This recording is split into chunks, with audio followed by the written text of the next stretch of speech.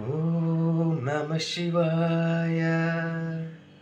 ஓம் நம சிவாய. ஓம் நம சிவாய. அன்பான சிவ அன்பர்களே,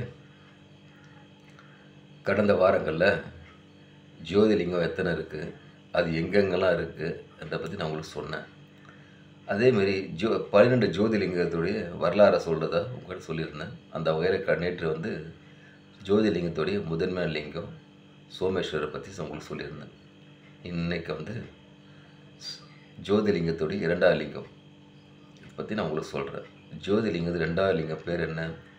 மல்லிகார்ஜுனேஸ்வரர் பிரம்மாம்பிகை அம்மையாரில் திருநாமம் கொண்ட பேரில் இருக்காங்க. சரியா? இந்த கோவில் ஆந்திர பிரதேசம் ஸ்ரீசைலத்தில் கிருஷ்ணா நதிக்கரை ஓரமாக அந்த கோவில் அமைஞ்சிருக்குது. இந்த கோவிலில் நந்தி பெருமான் தவம் இருந்து ஈசன் தோன்றி ஈசனை சுமக்கின்ற அந்த மிகப்பெரிய வரத்தை பெற்ற கோவிலும் இந்த மல்லிகார்ஜுனர் கோவில் தான்.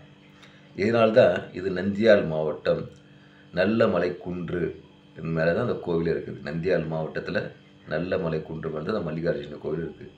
இந்த கோவில் பல யுகங்களை கடந்து வந்திருக்கதா சொல்கிறாங்க. சரி, எப்படின்னா காகத்திய வம்சம், கிருஷ்ணதேவ வம்சம் இவங்கெல்லாம் அந்த கோவிலை பராமரித்து வந்துருக்குறாங்க. சரிங்களா?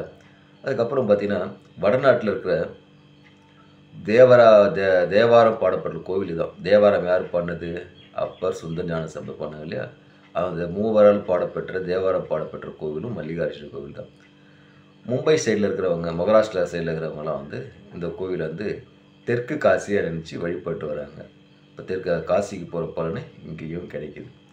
அதனால் வாய்ப்பு கிடைக்கும்போது போயிட்டு இந்த ஜோதிலிங்கம் மல்லிகார்ஜுனேஸ்வரர் பிரம்மாம்பிகை அம்மையாரை வணங்கி அருள் பெற்று வாழ்க்கையில் இன்பம் உருங்க.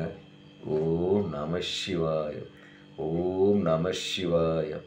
ஓம் நம சிவாய.